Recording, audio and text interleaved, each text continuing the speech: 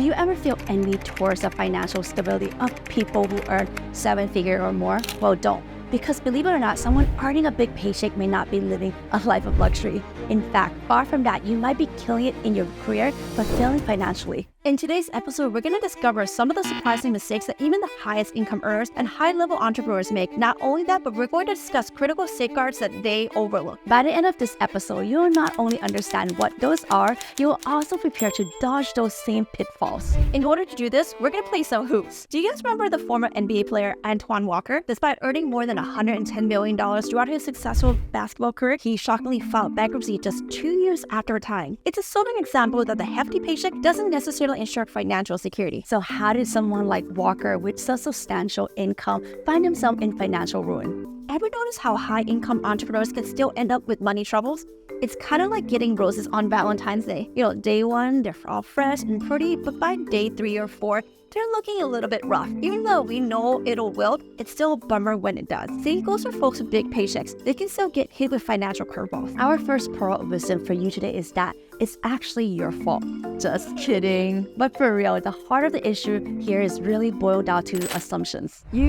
Us, the average person probably assumes that high-income earners are crushing in every aspect of their lives. Similarly, those like Antoine Walker assume falsely a sense of security and belief that their sustaining earning will continue indefinitely, which obviously isn't true. There's also not so fun facts that we have to share with you, which is there is a natural cap in your income growth once you reach a certain age. Look, there's no need to panic here and no magic number that you need to hit when all your trajectory of success suddenly comes to an end. But think about it logically. It just makes sense. You can only keep climbing the corporate ladder or whatever ladder of success you're on for so long before you reach the top of your ladder, right? Whether that ladder is a 9-feet ladder or a 40 feet, eventually you reach the top.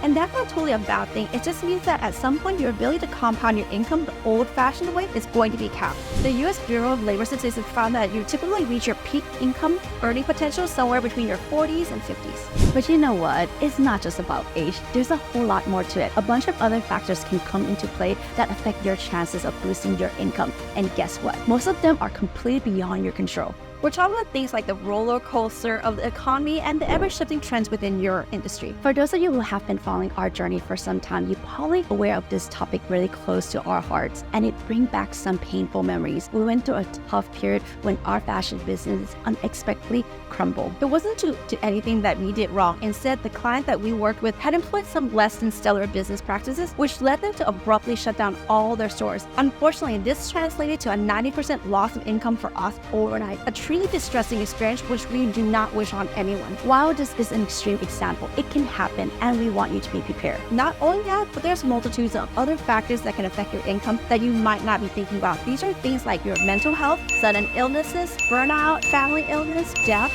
or even stress. Just last year, CNBC discovered that 56% of Americans can't cover a $1,000 emergency expense with their savings. Can you imagine if that includes a sudden severe illness of hundreds of thousands of dollars of medical expense? Even if you're not dealing with some major health scare, your mental health being can still run a number on your income. The pressure of always needing to be your best can really mess your head, leading you to headaches, some extra pounds you don't sign up for, and even vision problems. That workaholic attitude, that hustle, that keeping the cash flowing might end up backfiring, leaving you worse off than you started. At this point, you've got to stop being the asset. Something's got to change, and it starts by owning assets. Imagine your income as a hot air balloon as it fills with air, or in this case, money. It begins to rise higher and higher. But instead of just floating upwards, there's a catch. You start loading with fancy baskets and heavier equipment. This is a lifestyle inflation in action. The more money you make, the heavier the balloon gets with the lavish extras. The crazy thing about high-income earners and high-level entrepreneurs is that while you might think they are saving hefty sums every year, the reality of the matter is that when your income grows, so does your lifestyle. You might not want to admit this, but deep down, you know that this is true.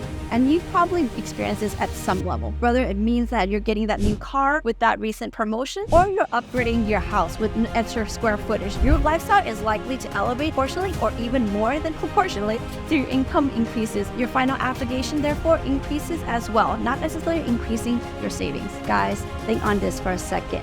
Once you get all these shiny new toys, you become trapped in your high-income job because all of a sudden your expenses demand the same income level. So even if you want to quit, you can't. Before you know it, you have no saving, a massive mortgage, boatloads of debt, and no way out of this situation other than keep going, grinding your way out, day in and day out. Fun fact, Palmy was the captain of our high school league championship basketball team. Yes, I was. One day, the volleyball coach asked if I considered trying out. Riding high on, my basketball experience, I figured I'm a great basketball player, so of course, why not volleyball? Well, turns out, trying out was a really humbling experience. It didn't make the cut. Just because I shine in one sport didn't mean that I aced the other. Similar to this, just because someone's great at making their active income doesn't automatically mean that there's a whiz at investing. We have talked about a lot so far, but by far the biggest high-earning mistake you could simply make is failing to invest. Look, we totally get it. You spent 10 plus years studying, putting in the grueling hours, exerting little blood, sweat, and tears to become an expert in your field. Whether that means you are a corporate executive, a lawyer, a dentist, a founder of a company, or other professionals,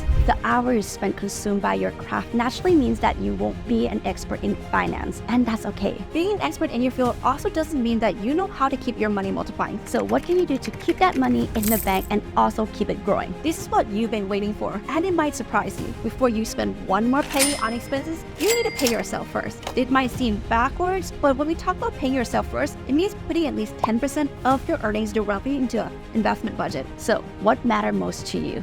Is it cash flow, liquidity, or income growth? If you're living on the edge and riding the roller coasters of stock markets and have a ton of spare time, then that may be a good fit for you. But if you value your 3 T's, time, team, tools, then assets like multifamily might just be the ticket for you. For us, it's our bread and butter, and we wouldn't be telling you about this if we didn't think it could work for you too. It's so easy to get caught up in the shiny object syndrome. Maybe your friend, your coworker have been bragging about their success in crypto, futures, or options trading. Or maybe your finance bro friends seem to be having all the answers and you find yourself with a major case of FOMO. In reverse, your college roommate started a pyramid scheme and is convinced that it's theirs and maybe it's your key to success too. The thing is, no matter what you invest in, you absolutely have to educate yourself on what you're investing in. This might sound so basic that it's insulting, but you'd be surprised by the number of people who get caught up in the moment or feeling and all of a sudden find themselves squandering their life savings. While you might know that you want to invest and earn more money, you might not think about how important adequate planning is during this process. And we're not just talking about tax planning here. You also want to think about securing proper insurance so that you're protected in case of unforeseen health issues or life events that we talked about earlier. It's also worth mentioning that even if your profit is the same on paper from stock investment versus multifamily apartments, that income is going to be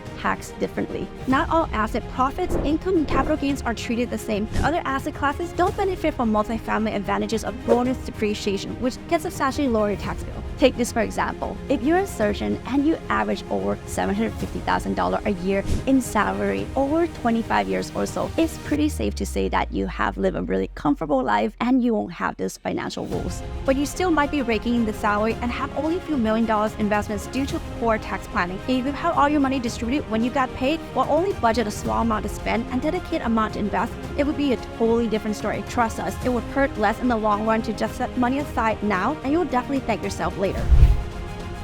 Another trap that we see people fall into is the mindset that you have to dump all your extra money into the retirement account. The caveat here is that you might feel like you can retire early based on the amount you've saved, but you can't actually touch that money until you reach 55 or whatever your retirement plan stipulates. So even if you have a nest egg of like $2 to $3 million, you can't access that money. So is it really benefiting you? At the end of the day, you want to access your hard-earned monies and you want to be able to access your passive income cash flow as quickly as possible so that you aren't reliant on your active income. Let your money work hard for you instead of the other way around. With that being said, check out this video where we discuss how historical trends defy sensational headlines and learn to navigate real estate's opportunities and challenges with a clear perspective.